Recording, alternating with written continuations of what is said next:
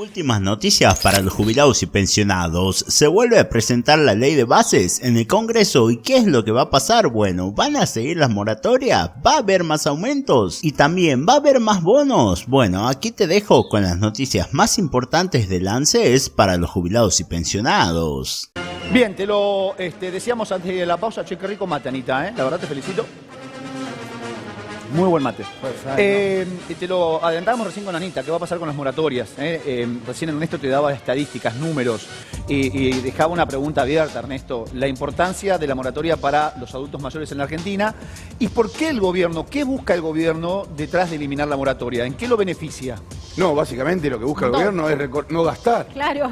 No, a ver, no quieren que salgan nuevas jubilaciones. Claro. Es el pero a ver, hay un punto que yo sé que va a hacer que tanto Tamara como Ernesto se enfrenten en la interpretación del dato y la información. Puede ser. ¿Se puede llevar adelante estas moratorias eternas en donde no alcanza el laburante formal para mantener la jubilación?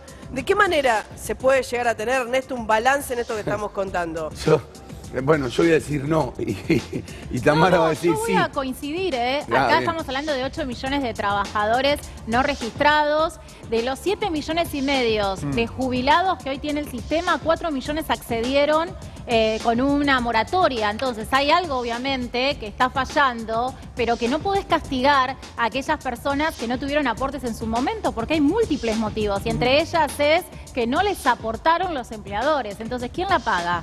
Mirá. Ahora, ¿no sería más fácil poner a la gente en blanco y hacer algún tipo de inspección en las empresas que sacarle la moratoria a la gente, digo, ¿no? Para no ser tan mala. Los argentinos tenemos una situación de bipolaridad política.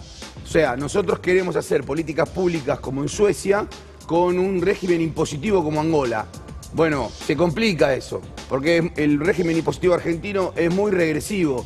Vos no podés hacer, yo te lo dije varias veces esto, Ana, hoy en la Argentina estamos discutiendo que los trabajadores que ganan $1.500 paguen impuestos como si fueran ricos, cuando todos sabemos que la canasta de pobreza está cerca de eso para una familia. O sea, vos le estás cobrando impuestos a la ganancia como si fueran ricos a personas que están cerca de la línea de pobreza. Y sin embargo, estás haciendo una ley, que es una ley de inversiones extranjeras, que le permite a grandes grupos multinacionales que van a venir a la Argentina a llevarse todo, el litio, el petróleo, etcétera, a tener exenciones impositivas por 30 años. Bueno, a eso voy. Cuando yo Dame hablaba un minuto, un minuto, venga para acá. Acá hay una gráfica muy interesante que envió Ernesto Adida, ¿no? En donde hablamos de la importancia de las moratorias. Y dice, en el 2023, el 81% de las altas en jubilaciones fueron gracias a alguna moratoria previsional. Sí. Ahora, noten ustedes un dato, Ernesto, vos ayudame o no. Sí.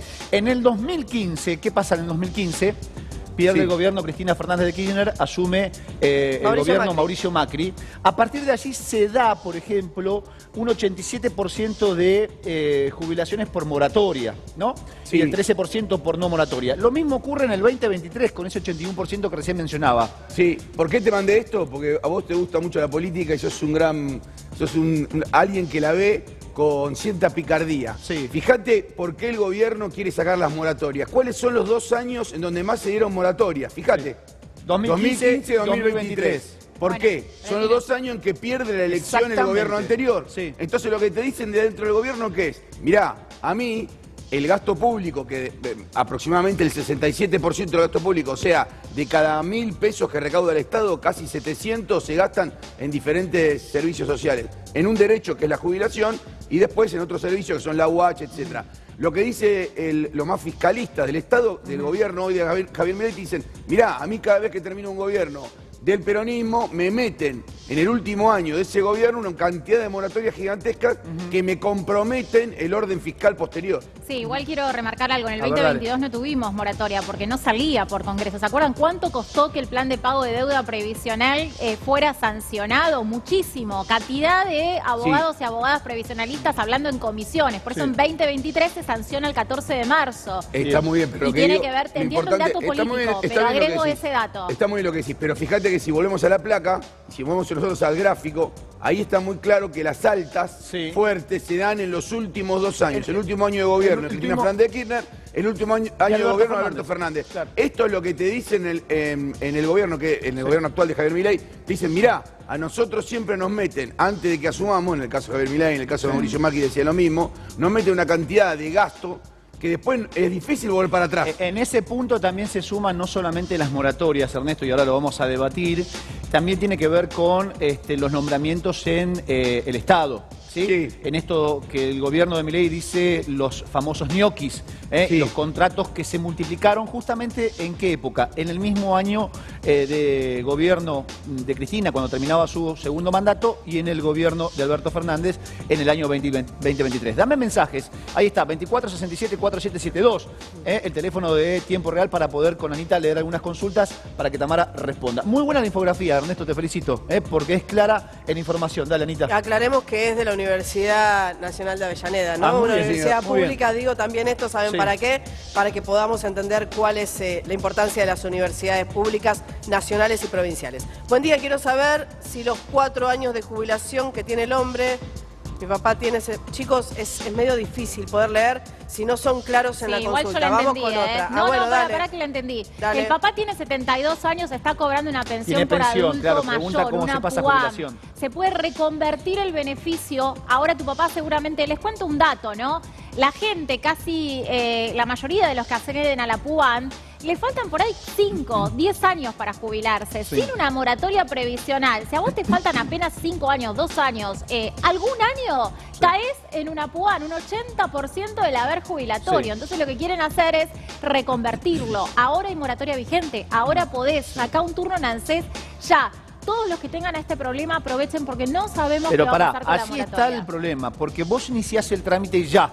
Porque la moratoria todavía está, es vigente. Si el gobierno logra el objetivo y la da de baja, ¿qué puede pasar? Por ahí retrotraen a una fecha X y eliminan todos los inicios de trámite de moratoria. Si vos tenés un turno, a vos te dan un turno para dentro de 2 meses y en 2 meses ya no está la moratoria, a ese turno llegás sin nada. O sea, no se puede dar marcha atrás en ese turno, si en 2 meses todavía mantiene la moratoria. ¿Cuándo te respetan este derecho? Cuando vos iniciás el beneficio. Bien. Antes de iniciar ese beneficio, no. Puede ser que por eso también están tan demorados los turnos. Atento con esto, nada es inocente. Obviamente, dice, buen día, doctora, una consulta. Yo tengo aportes cuando me quedo sin trabajo, empecé a pagar el monotributo categoría A, la más chica.